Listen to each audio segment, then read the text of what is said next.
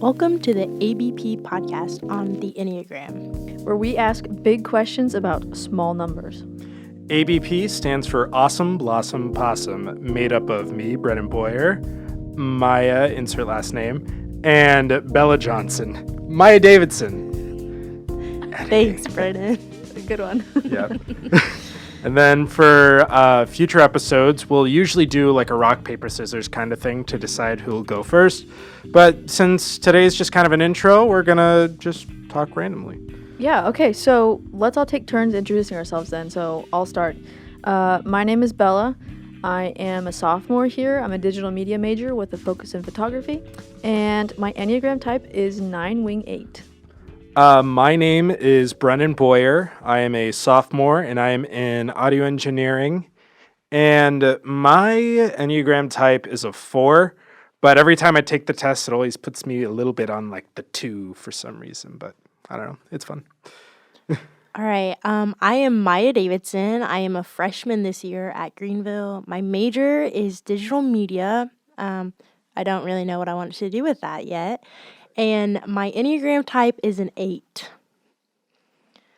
So the goal of our podcast is to find out the Enneagram type core fears, how it relates to our own life, and how it affects other students and adults on campus. Yeah, and so today we're going to give you kind of an idea of what the episodes will be like. So we're just going to ask ourselves some of the same questions that we'll be using in future episodes. Let's start with an easy one. Do you believe that everyone can be sorted into an Enneagram type? I think, because every time we've practiced this intro, I've said 4 and a 2. I think that the Enneagram, any number can apply to anyone in terms of like a certain aspect of their life. But just like it's kind of like these are like your main personality traits. Like for me being a 4, it's just like, oh, you're mainly an artist. And the reason why it kind of goes towards 2 is like, maybe I'm also kind of helpful. Maybe though. But yeah, that's kind of what I think about it. Yeah, I mean, I think everybody probably falls more into one category than they do in the others. So like as a 9, I'm never going to be confrontational by nature. We're peacemakers, you know. So I have to adapt to survive, obviously, in some situations, but Like I would never say that I am at core an 8. Never. So can somebody fully be sorted into one Enneagram type? Probably not, because they're always going to have different tendencies. But honestly, that's probably why they have the wings. So, True. What do you think, Myah? I would have to agree with you, Bella and Brennan. Like, no one person is specifically a type because everybody has different personalities and just traits that they carry. And it depends on what the situation is or the type of environment that they're in. So I would say everybody has their own type, but like you said, with the wing, I think that is how it is described. Yeah. Okay. So following from that, I want to know something else. So where do you guys get your energy from? Would you consider yourself like an introvert or an extrovert or somewhere in the middle? I think it's ambivert. Yeah. Myah goes first. Okay. Well, I would say this depends on my type. So as an 8, I think there are 2 stages, an healthy 8 and then an unhealthy 8. Most of the time I would say I'm a healthy 8, so I would be a little more extroverted than I thought I would be. When I'm unhealthy, I would tend to be more an introvert and just want to be by myself. I But don't know, because there's so many times where like I yell at into people's faces and just be like, "Hi, how are you?" And like I think on the outside I very much give off the impression of an extrovert, but yet I know there are times where it's just like, okay, I just want to be alone. And so I guess I don't know. Probably people. I'd say extrovert then, if that were to be me. Yeah. Bella, what do you think? Honestly, I have always been more of an introvert. I can always have extroverted tendencies, but like I see the definition of those as where do you get your energy from? So when you're tired and you're worn out, are you gonna go hang out with a bunch of people and be recovered, or are you gonna go, sit by yourself, maybe in the library and listen to music, or are you gonna go play piano in the piano lab, or are you gonna go on a nature walk and take pictures? So I would definitely say that I get my energy from being alone, and I know of many times when I've had to say, guys, I'm sorry, I can't hang out right now. My battery's dead. Yeah. Yeah. Yeah. So yeah, that was awesome. Another thing that I think we should talk about, and this is where we get deep. Uh, where do you think you guys can relate to like the core fears of your Enneagram types? Because with like each Enneagram type, it has this whole existential crisis that the numbers kind of go through. And I was wondering if you guys kind of feel the same way about that. Yeah, do you know what they are? Maybe I can just say it for the listeners. What they are for the Yeah. each ones? Okay. So for- should we go in order of like so Bella, what does it say about yours? Well, a Google definition tells me that the Enneagram 9 is a peacekeeper, and so their deepest fear is being too needy and as a result pushing people away. Do you think you fit that? Oh man. I feel like I want to be helping other people and I want to make them feel helped.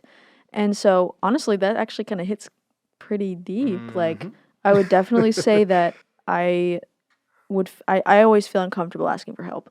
Because I don't want people to think that I need it, because I don't want them to feel bad for me. I want them to feel like I can do it for them. So I Yeah. definitely relate to that. Yeah. From somebody who went through a whole workaholic thing last semester, like I started the theater program and got banned from it simultaneously within the same semester. Interesting. So, yeah, that's how I relate to that. Myah, what are your thoughts? Okay, my thoughts. So, type A is known as the challenger, and they are known to be very powerful, but they struggle with vulnerability, and they don't want to seem like they are weak, kind of like the 9 is related to that. But they are more independent, and so I would say I could relate to that fear because it's very hard for me to show my emotions to people or tell how I really feel, because I want to seem like I have it all put together and strong, if that's what you want to call it. But sometimes it's okay to let your guard down too. Yeah. That's really good. And hey, Bella, did you Google the 4? I did. You want me to tell you what it is? Yes, Yeah, so I for don't sure. have to. For sure. So the type 4 is the creative. So you are Yes. kind of in your own world and you are loving life. Yes. But the core fear is that they don't matter or that they don't have a significant impact on the world. Does that hit home pretty hard? Yeah, You yeah. want to elaborate on that? So, like, geez, why 9 factions have hurt me? How could you? So I'd say for me personally, that fear of not making a difference has always been huge, and I think I get that a lot from like different familial experiences and just different traumas and such, to where it's just like, oh, so random things happen, and like when I needed help, I wasn't able to get help. And so there are times to where it's just like, can people hear me at times? Which might explain like the extrovert side or maybe the yelling and being loud side. But like, yeah, it's weird. Fit too well. Spoopy. I also can't tell because yesterday I had the 75-cent wings at Buffalo Wild Wings, and I got both the spicy garlic and the honey barbecue, and I had like 20 wings, and then I got Cold Stone afterwards. So right now I can't tell if like I'm getting emotional or it's indigestion. Indigestion. Indigestion. Yeah. Okay. Yeah. Gotcha. Okay. Ready? So to bounce off the question Brennan asked, I'm gonna ask, how do you guys cope with these fears, and how does it affect your life as a student? Brennan, do you want to answer that? Yeah. So, in terms of how I cope with the fear of not being seen, I think it's kind of. I think that's another reason why, like, there are times where they're like, oh, Brennan, like, the test is always like, you're showing a lot of two energy. And I feel like when I feel like I'm not being seen, it's just like, oh, I'll help out somebody or I'll do a good cause kind of thing to hopefully get some level of noticing. Okay, yeah. Well, mine is being needy and pushing people away. I try my best because I think, some people, they really appreciate asking for help and they appreciate other people asking them for help because they also want to feel needed. And so sometimes I think I forget that as a peacemaker, it's not always my job to be okay. And that sometimes by me telling somebody else that I'm not okay, they actually really appreciate it and they see that, Yeah. especially if they know that I'm not comfortable with that, but I'm asking them for help. I think it definitely probably means a lot to that person. Like if my roommate, if I say, hey, I'm really not doing great, can you please help me? I usually don't ask her for help, but if I were to ask her Yeah. for help and I just She'd say, be like, I'm oh, struggling. something's wrong. Yeah, so then Because she's she like, never does this. wow, she's being kind of vulnerable and she's really trusting me to help her with this problem. So, I mean, I try my best. It's really hard to ask for help though, but I would definitely say it does affect my life and it makes it hard, but it's a good learning lesson. It's a good lesson. Yeah. Myah, what about you? I would say the way I cope with my fears of feeling weak or not being vulnerable enough, I kind of just have to get out of my head about it. Mm-hmm. And I have to talk myself through, like, it's okay to feel what you're feeling, or everybody has these feelings once in a while, and you're not alone, and you're not powerless. Or just because you're struggling does not mean that you are not a strong person. Yeah. It does affect my life as a student. Of course, I mean, every day we all go through something or a struggle, but it's just how you handle it. And I think that is the most important thing. Yeah. And like the whole in your head kind of thing, I've done that so many times to where it's just like, because you think like, oh, so this person has like this kind of personality. So I know what they're going to say, and what they're gonna say is not going to be helpful. When like by the end of the day, like that's not really the point. It's more of just like getting other people involved and having some level of accountability. Yeah.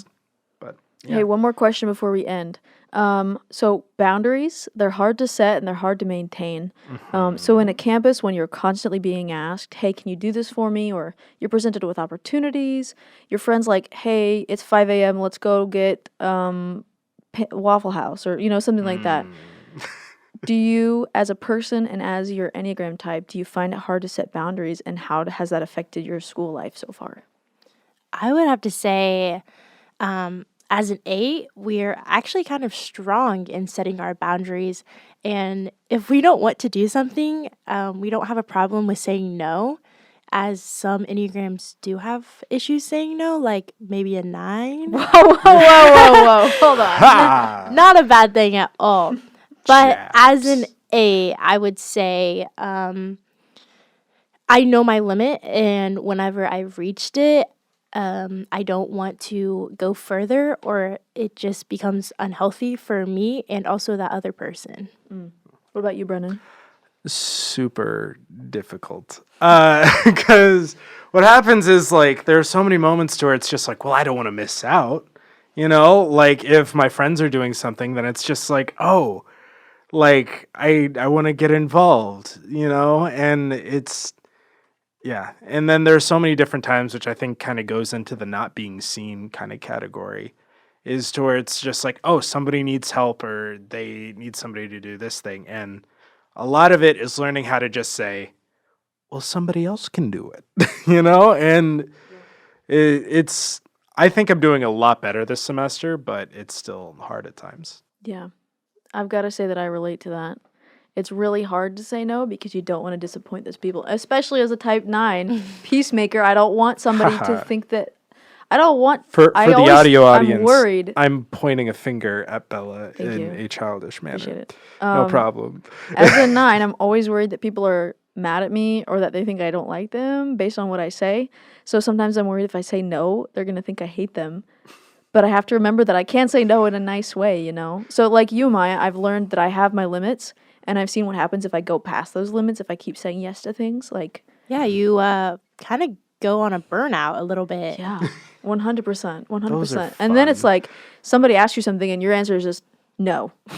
And they're It's like, not even what polite." did I do to her today? Yeah. Oh, no. Yeah, so it's definitely important to set those boundaries no Yeah. matter what Enneagram type you are in And, this like, environment. I remember when, like, first time, like, when we found out we were going to be a group together in digital integrations, you just looked at me Oh, with yes. the most terrifying expression to where it's just like, what did I do wrong? And she's just like, no, this is a great group. No, This I is was going to genuinely be great. excited. I was You know? genuinely excited. Okay. But it was awesome. And now that was the outro. Nice. This has been Awesome Blossom Possum. Don't know who's who, but you can decide that for yourselves. I'm Brennan Boyer, I'm Bella Johnson. And I'm Myah Davidson. and we had a great time on this Enneagram podcast. Hope you listen in sometime soon, and that's it. And we're looking forward to our next guest. Find us on the Papyrus Weekly for a new episode.